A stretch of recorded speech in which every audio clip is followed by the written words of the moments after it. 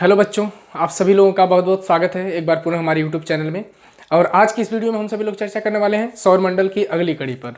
छात्रों, इससे पहले जो हम लोगों ने वीडियो बनाए हैं उसमें हम सभी लोगों ने चर्चा जो है ग्रहों के बारे में किए हैं और ऑलरेडी सौरमंडल की 4 वीडियो बन चुकी है। आप लोग चारों वीडियो को जरूर देखिए और पूरे सौरमंडल की टॉपिक को कंप्लीट करिए। आपका आज जो है सौरमंडल की अगली टॉपिक अर्थात 5वीं एक सीरीज बनने जा रही है, उसको आप लोग ध्यान से देखेंगे। तो हमने जो है शनि ग्रह के बारे में जो है चौथे वीडियो में चर्चा कर दिए थे। जब हम लोग ग्रहों को पढ़ रहे हैं तो शनि ग्रह तक हम लोग चर्चा किए थे और आज की इस वीडियो में हम लोग शनि ग्रह के आगे चर्चा करेंगे अर्थात अरुण, वरुण और पृथ्वी के बारे में आपका। ठीक है, तो शनि के बारे में एक दो लाइन और जान लेते हैं आपका। जैसे शनि ग्रह है आपका, ठीक है ना। शनि ग्रह को जो हम लोग देखते हैं SATURN सैटर्न। शनि ग्रह के बारे में एक चीज और आता है आपका, इसे छल्लों वाला ग्रह कहा जाता है। क्या कहता है? छल्लों वाला ग्रह कहा जाता है। अर्थात शनि के चारों तरफ जो है वलय पाए जाते हैं। क्या पाए जाते हैं? वलय पाए जाते हैं। ये वलय जो है आपका ऐसे कह सकते हैं, वलय जो है ये ना बर्फ के टुकड़े, ठीक है ना, बर्फ के बड़े बड़े टुकड़े जो है इसके चारों तरफ क्या करते हैं, इसकी गुरुत्वीय बल के कारण जो है इसके चारों तरफ घूमते रहते हैं आपका। ठीक है ना, कुछ टुकड़े भी हैं जो घूमते रहते हैं आपका शनि के चारों तरफ। और ये वलयों की संख्या जो है वो 7 है। कितनी है वलयों की संख्या? 7 है। तो इसे जो है वलयों वाला ग्रह कहते हैं। अर्थात शनि को जो है वलयों वाला ग्रह कहते हैं। और इसके चारों तरफ वलयों की संख्या कितनी है आपका? 7 वलय हैं। इसके चारों तरफ कितने वलय हैं? 7 वलय है आपका। शनि के चारों तरफ 7 वलय हैं। बर्फ के जो है टुकड़े उसके चारों तरफ घूमते रहते हैं शनि के चारों तरफ। और क्या होता है, तो वो एक वलय के रूप में दिखाई देते हैं आपका, जिनकी संख्या कितनी होती है आपका? 7 होती है। ये सवाल आपसे पूछता है आपका। बाकी सारी टॉपिकों की इसकी सारी बातों की चर्चा हम लोग अगली वीडियो में कर चुके हैं आपका, चौथी वीडियो में। तो मैं ये कहना चाहूंगा कि आप सभी लोगों से कि आप लोग सौरमंडल की चारों वीडियो जरूर देखिएगा, तो आपको सौरमंडल बहुत बेहतरीन ढंग से समझ में आएगा आपका। ठीक है ना। दूसरी चीज कि डिस्क्रिप्शन में टेलीग्राम का लिंक दिया हुआ है, आप टेलीग्राम चैनल से जरूर जुड़ें जिससे आपको अन्य PDF वगैरह प्राप्त हो सके आपका। ठीक है ना। आइए हम लोग टॉपिक को शुरू करते हैं और अगली टॉपिक पे हम लोग चलते हैं आपका। शनि के बाद अरुण ग्रह की हम लोग चर्चा करते हैं आपका। ठीक है, अरुण ग्रह को हम लोग यहाँ पर देखेंगे और ये ग्रहों वाला चैप्टर बहुत इंपॉर्टेंट है आपका। यहाँ से सवाल बहुत ज्यादा बनते हैं आपका। और आप लोग वीडियो को छात्रों जरूर लाइक किया करो, क्योंकि आप लोगों की इतना मेहनत हम लोग करते हैं तो आपको लाइक तो जरूर करना चाहिए आपका। ठीक है, आइए हम लोग देखते हैं अरुण ग्रह। अरुण ग्रह को यूरेनस कहा जाता है। ठीक है ना, यूरेनस। आप यूरेनस जो है हिंदी में भी लिख सकते हैं ऐसे, क्योंकि जब परीक्षा में पूछता है तो हिंदी में लिख करके ही यूरेनस देता है आपका। ऐसा नहीं कि इंग्लिश में लिख कर, नहीं, इंग्लिश में नहीं, हिंदी में। तो आप सभी ग्रहों का नाम जो है ना हिंदी में याद करो। ठीक है ना। जैसे मंगल है तो मंगल को मार्स से याद करो, बृहस्पति को जुपिटर, उसका हिंदी में लिख करके आप याद कर लीजिए। कोई जरूरी नहीं है कि स्पेलिंग आपको याद हो आपका। ठीक है, याद रहना चाहिए, आप परीक्षा में पकड़ लो, बस इतनी बात है आपका। यूरेनस के बारे में जो हम लोग बात करते हैं तो अरुण ग्रह का सबसे पहला पॉइंट आपका यह बनता है कि यह अरुण की बात यह है कि इसे लेटा हुआ ग्रह कहते हैं। लेटा हुआ ग्रह कहते हैं आपका। लेटा हुआ ग्रह किसे कहते हैं आपका? लेटा हुआ ग्रह। तो अरुण ग्रह को जो है लेटा हुआ ग्रह के नाम से जानते हैं आपका। और यह भी जो है अन्य ग्रहों से विपरीत दिशा में सूर्य का चक्कर करता है, अर्थात पूर्व से पश्चिम सूर्य का चक्कर करता है। पूर्व से पश्चिम सूर्य का चक्कर करता है। यानी कि अरुण ग्रह भी जो है ये सूर्य का चक्कर जो है अन्य ग्रहों से विपरीत दिशा में करता है, अर्थात पूर्व से पश्चिम सूर्य का चक्कर करता है। और अन्य ग्रह जो है आपका वो पश्चिम से पूर्व दिशा में सूर्य का चक्कर करते हैं आपका। ठीक है ना। चलिए, अब एक बात ये होती है कि ये अरुण ग्रह जो है ये तीसरा सबसे बड़ा ग्रह है। सौरमंडल का जो है ये तीसरा सबसे बड़ा ग्रह है। तो यहां पर लिख देंगे आप सभी लोग, तीसरा सबसे बड़ा ग्रह है। यानी कि अरुण ग्रह जो है आपका ये तीसरा सबसे बड़ा ग्रह है आपका। ठीक है ना। इसके बाद ये सूर्य से अत्यधिक दूर होने के कारण, यहाँ पर एक बात होती है, ये लेटा हुआ इसलिए कहा जाता है ना, क्योंकि ये अपने अक्ष पर इतना झुका हुआ है आपका कि अक्ष पे अधिक झुके होने के कारण जो है यह सूर्य से देखने पर लेटा हुआ नजर आता है। कैसा नजर आता है आपका? लेटा हुआ, इसीलिए इसको जो है लेटा हुआ ग्रह के नाम से हम सभी लोग जानते हैं आपका, ठीक है ना। अब यहाँ पर देखेंगे अगली बात इसकी कि यह सूर्य से अत्यधिक दूर होने के कारण सबसे ठंडा ग्रह भी कहा जाता है, सबसे ठंडा ग्रह कहा जाता है आपका, ठंडा ग्रह कहा जाता है, कहा जाता है। अब ध्यान दो, इससे भी ठंडा आपका वरुण है, इसका तापमान कितना होता है? तापमान यहाँ पर नोट करेंगे आप सभी लोग, तो इसका तापमान जो है -215 डिग्री सेल्सियस होता है आपका। इसका तापमान कितना होता है? -215 डिग्री सेल्सियस होता है आपका, ठीक है ना। किसका तापमान आपका? तो अरुण का तापमान जो है ये -215 डिग्री सेल्सियस होता है। और इसकी परिक्रमण गति के हम लोग बात कर लेते हैं आपका कि यह अब सूर्य के चारों तरफ और अपने अक्ष पर जो है ये कितने देर में जो है चक्कर लगाता है, इसकी हम लोग बात कर लेते हैं। अरुण की बात की, अरुण की अगर हम लोग बात करते हैं, ठीक है ना। चलिए, अगर हम लोग अरुण की बात करें तो इसका परिभ्रमण काल पहले लिखेंगे यहाँ पर, परिभ्रमण काल। परिभ्रमण काल अर्थात क्या हो जाएगा कि अपने अक्ष पर इसकी घूर्णन गति कितने देर की होती है आपका, कितनी देर में अपने अक्ष पर घूम लेता है? तो 10 घंटा 48 मिनट, 10 घंटा जो है 48 मिनट, अर्थात सबसे तेज घूर्णन गति करने वाला बृहस्पति, उसके बाद शनि, उसके बाद अरुण हो जाएगा आपका, ठीक है ना। 10 घंटे 48 मिनट में यह अपने अक्ष पर क्या करता है? एक चक्कर पूरा कर लेता है आपका। और सूर्य के चारों तरफ की अगर हम लोग बात करेंगे, सूर्य के चारों तरफ यहां पर लिखेंगे, यहां पर आप लिख लीजिए सीधे परिक्रमण काल, परिभ्रमण भी हो जाएगा और परिक्रमण काल, परिक्रमण काल। अगर हम लोग परिक्रमण काल की बात करते हैं इसकी, तो क्या हो जाएगा परिक्रमण काल? यहां पर 84 वर्ष, परिक्रमण काल क्या हो जाएगा यहाँ पर? 84 वर्ष हो जाएगा आपका, ठीक है ना। परिक्रमण काल इसका 84 वर्ष हो जाएगा, ठीक है, ये चीज नोट कर लेंगे आप लोग। तो परिभ्रमण काल 10 घंटा 48 मिनट और परिक्रमण काल क्या हो जाएगा? 84 वर्ष। इसके बाद अगले पॉइंट की हम लोग चर्चा करते हैं, इसे आप सभी लोग नोट करिए पहले, फिर आगे हम लोग बढ़ते हैं आपका। चलिए, अब हम लोग देखेंगे कि आखिर अरुण की खोज किसने की थी। ये बहुत पेपर में पूछता है कि अरुण ग्रह के खोजकर्ता कौन है आपका, ये सवाल पूछता है आप लोगों से, तो इसको भी नोट कर लीजिए आप सभी लोग, ठीक है ना, कि अरुण ग्रह के खोजकर्ता कौन है आपका। तो एक भूगोलवेत्ता थे जिनका नाम था विलियम हर्शेल। क्या नाम है? William Herschel, William Herschel. यानी कि अरुण ग्रह की खोज किसने किया है? तो विलियम हर्शेल ने किया है आपका। कब? 1781 ईस्वी में आपका, 1781 ईस्वी में इसके खोजकर्ता कौन है आपका?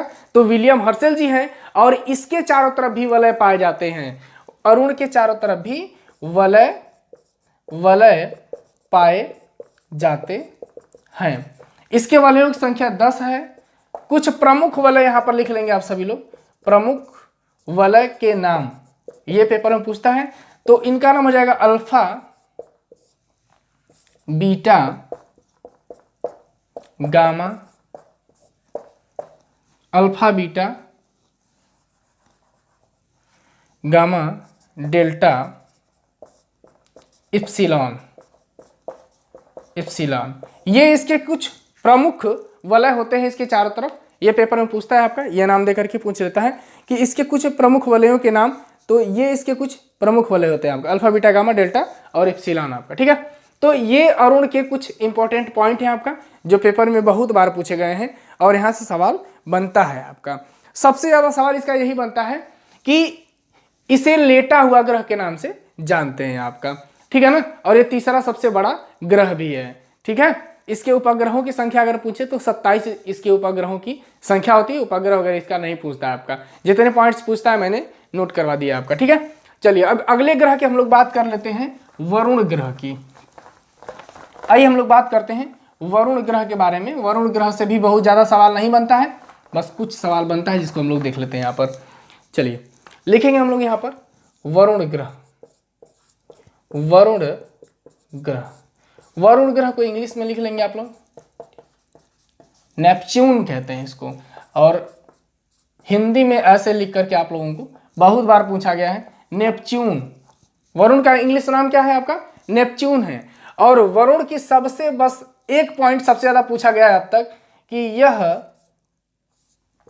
यह सूर्य से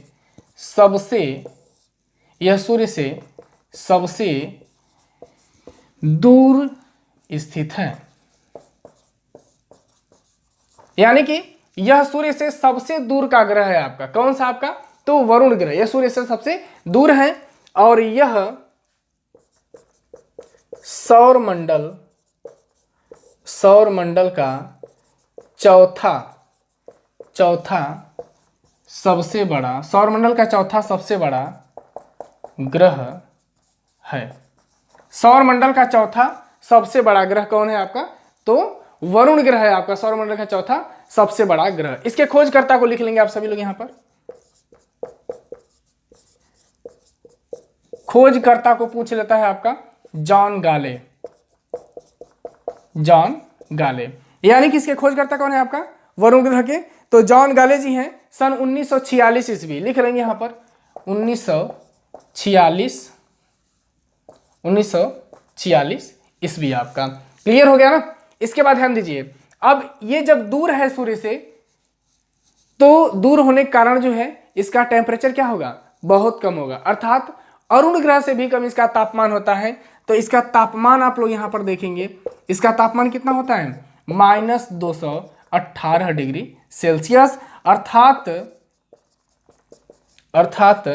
यह सौर मंडल का सबसे ठंडा ग्रह है। यह सवाल बहुत पूछता है कि सौर मंडल का सबसे ठंडा ग्रह कौन सा है? तो वरुण ग्रह जो है आपका, यह सौर मंडल का सबसे ठंडा ग्रह होता है आपका। ठीक है, यह बात ध्यान रखिएगा आप सभी लोग कि वरुण ग्रह सौर मंडल का सबसे ठंडा ग्रह होता है आपका, और यह सबसे दूर भी है आपका। और इसके परिक्रमण काल को लिख लेंगे, परिक्रमण काल को लिख लेंगे। तो इसका परिक्रमण काल कितने घंटे का होता है आपका? 17 घंटे 50 मिनट का जो है इसका परिक्रमण काल होता है आपका। ठीक है ना? यानी कि अरुण ग्रह का परिक्रमण काल 17 घंटा 50 मिनट। नोट करेंगे आप सभी लोग, 17 घंटा 50 मिनट। और सूर्य के चारों तरफ, ये परिभ्रमण काल है आपका, परिभ्रमण काल, अर्थात अपने अक्ष पर जो है यह 17 घंटे 50 मिनट में घूमता है। 17 घंटा 50 मिनट इसका परिभ्रमण काल होता है। ध्यान दीजिएगा, यह परिभ्रमण काल 17 घंटा 50 मिनट होगा आपका। और परिक्रमण काल लिखेंगे, परिक्रमण काल, अर्थात सूर्य के चारों तरफ कितना देर में घूमेगा आपका? तो 164 वर्ष, लगभग आपका 164 वर्ष का समय लेता है। फिलहाल ये सब पेपर में आजकल नहीं पूछा जा रहा है। सबसे इंपॉर्टेंट बात, इसके खोजकर्ता को बहुत ज्यादा पूछा जा रहा है आपका। सबसे दूर कौन है? तो यही वरुण है आपका सबसे दूर। सबसे ठंडा कौन है? तो दूर है तो यही ठंडा भी होगा आपका। ठीक है ना? ये सबसे ज्यादा सवाल पूछा जा रहा है आपका। ठीक है, तो ये रहे बातें आपका वरुण के बारे में। आप इस पॉइंट को नोट करिए और इसके बाद हम लोग चर्चा करते हैं पृथ्वी के बारे में आपका। चलिए स्क्रीनशॉट आप लोग ले लिया करें और तुरंत हम लोग अगला ग्रह जो है उसकी चर्चा करते हैं। पृथ्वी, हेडिंग बना लो आप सभी लोग, अर्थ या पृथ्वी आपका। और पृथ्वी के बारे में कौन नहीं जानता है, क्योंकि आप लोग पृथ्वी पर ही हैं आपका और इन सभी ग्रहों के बारे में पढ़ भी रहे हैं आपका। तो आप सभी लोग इतना सोचो कि सौर मंडल के एक इंपॉर्टेंट ग्रह पर आप खुद ही हैं आपका, अर्थात आप सौर मंडल के ग्रह पर हैं जिसके बारे में यहाँ पे पढ़ने जा रहे हैं आपका। ठीक है, तो नोट करेंगे पहला पॉइंट यहाँ पर पृथ्वी। स्पेलिंग इसकी लिख लेंगे आप सभी लोग।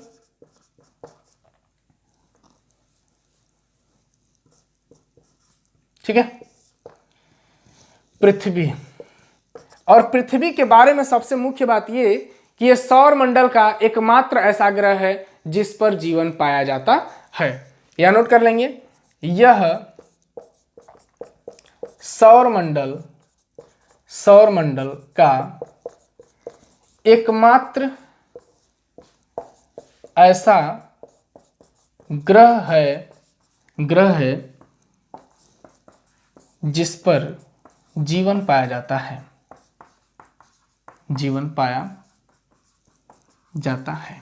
यानी कि सौर मंडल का एकमात्र ऐसा ग्रह है जिस पर जीवन पाया जाता है आपका, ठीक है ना।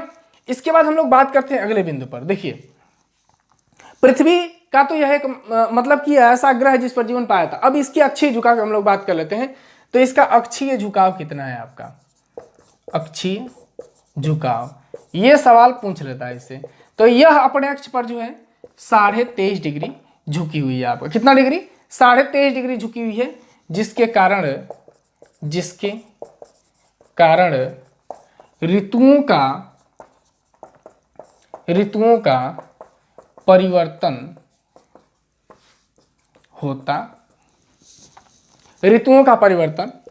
होता है आपका, ठीक है।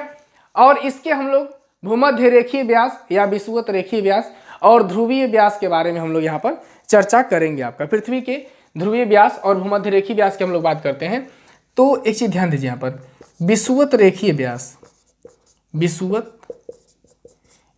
व्यास की अगर हम लोग बात करें तो इसका विषुवत रेखीय व्यास 12,756.6 किलोमीटर समथिंग आपका, 12,756 पूछता है आपका। और ध्रुवीय व्यास की अगर हम लोग बात करें, तो देखिए 12,714 किलोमीटर होता है आपका। यानी कि ध्रुवीय व्यास कितना हो जाएगा, 12,714 किलोमीटर, और भूमध्य रेखीय व्यास 12,756 किलोमीटर। इसे नोट करिए, फिर हम लोग आगे बढ़ते हैं आपका।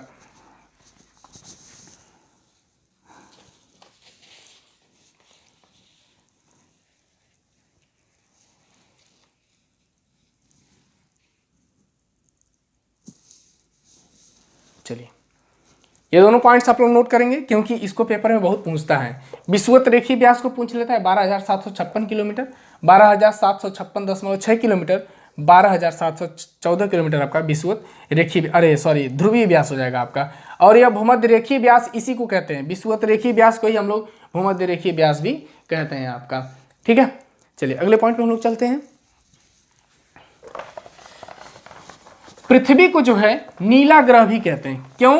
पानी की अधिकता के कारण जो है इसको नीला ग्रह के नाम से जानते हैं। और एक बात ध्यान दीजिए आप सभी लोग, यहाँ हम लोग ग्रहों के संदर्भ में कुछ जनरली बातों की बस चर्चा करेंगे आपका, क्योंकि आज के बाद सिर्फ व सिर्फ पृथ्वी को ही पढ़ना है आपका, ठीक है। तो सिर्फ हम लोग आज कुछ बातों की चर्चा करेंगे ग्रहों के संदर्भ में। इसके बाद गतियों वगैरह के बारे में इसके बाद वाली टॉपिक में हम लोग पढ़ेंगे, आंतरिक संरचना के बारे में, भूकंप, ज्वालामुखी, सब इसी के बारे में तो बात ही करनी है आपका। तो आज बस जनरली बात करना है, जो ग्रहों के संदर्भ में बात हम लोग करेंगे आपका, ठीक है ना। तो ध्यान दीजिएगा, पृथ्वी को नीला ग्रह कहा जाता है। पृथ्वी को नीला ग्रह कहा जाता है पानी के कारण, पानी पाया था ना, पानी की अधिकता के कारण, पानी की अधिकता के कारण। और एक बात आप ध्यान दो स्टूडेंट्स सभी लोग, कि हम एक पॉइंट करके आप सभी लोगों को नोट बनवा रहे हैं, इसे आप एक पॉइंट करके नोट करिए आपका, ठीक है ना। क्योंकि जब एक पॉइंट्स को आप नोट करेंगे तो आपकी एक बढ़िया सी नोट्स ज्योग्राफी की बन जाएगी आपके पास, ठीक है। तो एक पॉइंट को आप सभी लोग नोट करिए और वीडियो को लाइक भी करिए और शेयर भी कर दिया करिए आप सभी लोग, क्योंकि अगर हम लोग इतना मेहनत आपके लिए कर रहे हैं तो कम से कम आप अपना फर्ज भी थोड़ा सा अदा करिए कि लाइक जरूर करिए और वीडियो को शेयर कर दीजिए आप सभी लोग, ठीक है ना। और चैनल को सब्सक्राइब कर लेंगे तो आप लोग, और बेल आइकन को ऑन कर लेंगे तो जो नोटिफिकेशन है आपको आसानी से प्राप्त हो जाएगा आपका, ठीक है। ये काम आप जरूर करिएगा। चलिए अगले पॉइंट में हम लोग चलते हैं कि पारिस्थितिकी के कारण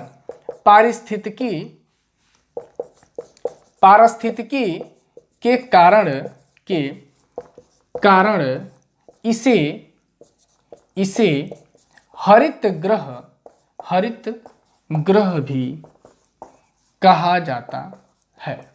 इसे हरित ग्रह भी कहा जाता है। इसके परिक्रमण काल की बात कर लीजिए आप सभी लोग। इसका परिभ्रमण काल कितना है? तो पृथ्वी का जो परिभ्रमण काल है आपका ना, वो कितना है? 24 घंटा 56 मिनट 4 सेकेंड। यानी कि 23 घंटा होता है, 24 घंटा नहीं, 23 घंटा 56 मिनट और 4 सेकेंड में जो है ये अपने अक्ष पर एक चक्कर क्या करती है? घूम लेती है सूर्य के सामने। 23 घंटा 56 मिनट 4 सेकंड में आपका 23 घंटा 56 मिनट 4 सेकंड में यह अपने अक्ष पर घूम लेती है। लगभग 24 घंटा आप यहाँ पर लिख सकते हैं कि लगभग, या आप 24 घंटा लगभग में कर सकते हैं आपका, ठीक है ना, कोई दिक्कत नहीं है। एग्जैक्ट में लिखना हो 23 घंटा 56 मिनट 4 सेकंड याद रखेंगे। परिक्रमण काल, परिक्रमण काल मैंने बता दिए हैं कि परिभ्रमण काल किसे कहते हैं और परिक्रमण काल किसे कहते हैं। एक बार पुनः देखिए, जैसे यहां पर आप सभी लोग देखेंगे, अगर हम लोग बात करें परिक्रमण और परिभ्रमण काल की, तो देखिए ये मार्कर एक, इसको देखिए, इसको आप सूर्य मानिए, ठीक है ना, और ये पृथ्वी है, इसके चारों तरफ यह जो गति कर रही है इसे हम लोग परिक्रमण गति कहते हैं। और यह जो अपने अक्ष पर ऐसे घूमते हुए इसके चारों तरफ घूम रही है, तो ये जो अपने अक्ष पर ये घूम रही है ना, ये परिभ्रमण गति होती है, और जो इसके चारों तरफ घूम रही है ना, ये परिक्रमण गति है आपका, ठीक है। तो इस तरीके से आप लोग समझ जाइए। अर्थात तो सूर्य के सामने ये 365 दिन 5 घंटा 48 मिनट और 46 सेकेंड, एकदम पूरा एग्जैक्ट आपका 365 दिन 5 घंटा 48 मिनट और 46 सेकेंड, या इसे आप कह सकते हैं 365 दिन 6 घंटा। ऐसे भी लिखा हुआ आपको मिलता है, या ऐसे लिखा हुआ मिलेगा आपको 365 दिन 365.25 दिन, इस तरह से भी लिखा हुआ आपको मिलेगा आपका, ठीक है ना। तो इस तीनों पॉइंट्स को आप लोग यहीं पर देख लो, परीक्षा में जो मिलेगा उसी को आप सभी लोग ट्रिक करेंगे। इस तरह से मिलता है कि पृथ्वी सूर्य के सामने कितने दिन में एक चक्कर पूरा करती है, तो इन तीनों में से कोई भी एक उत्तर आपके सामने हो सकता है, ठीक है। आप सभी लोग इस पॉइंट्स को नोट करेंगे और अच्छे से इसको आप लोग तैयार करेंगे। और ग्रहों के संदर्भ में हम सभी लोग पृथ्वी के बारे में सिर्फ इतना पढ़ते हैं। आपका एक पॉइंट और नोट कर लेंगे कि पृथ्वी की बात अगर हम लोग कर रहे हैं तो आकार की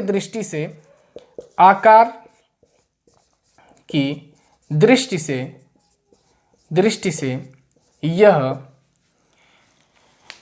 इसको थोड़ा मिटा देता हूं, इसके बाद यहां पे नोट करते हैं हम सभी लोग। पॉइंट्स को आप लोग एक एक करके नोट करते चलिए, ठीक है ना। न समझ में आए तो आप वीडियो को रिमाइंड करके देख सकते हैं आपका, ठीक है। चलिए अगले पॉइंट को यहां पर नोट कर लेंगे एक और। आकार की दृष्टि से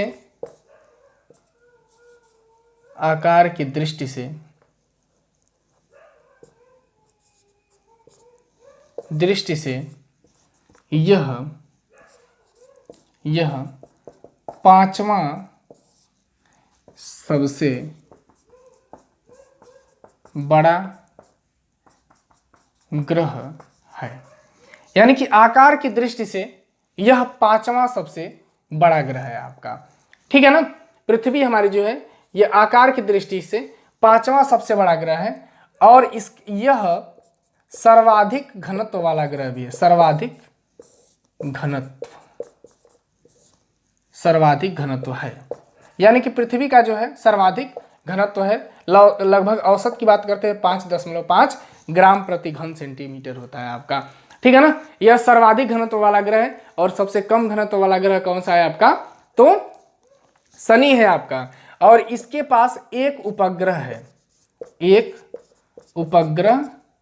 है, और वो कौन है, चंद्रमा है, लूनर, चंद्रमा आपका, ठीक है ना। यह एक उपग्रह है हमारे पृथ्वी के पास, चंद्रमा है आपका, प्राकृतिक उपग्रह चंद्रमा है। और वे कौन से ग्रह हैं जिनके पास कोई उपग्रह नहीं है, तो बुध और शुक्र ऐसे 2 ग्रह हैं जिनके पास कोई उपग्रह नहीं है आपका, ठीक है ना। तो आज ये ग्रहों वाली टॉपिक और सौरमंडल वाली टॉपिक यहीं कंप्लीट होती है आपका। अब इसके बाद इस सौरमंडल से बनने वाले जितने भी सवाल हैं उनकी हम लोग थोड़ा सा प्रैक्टिस करेंगे, चर्चा करेंगे आपका, ठीक है ना।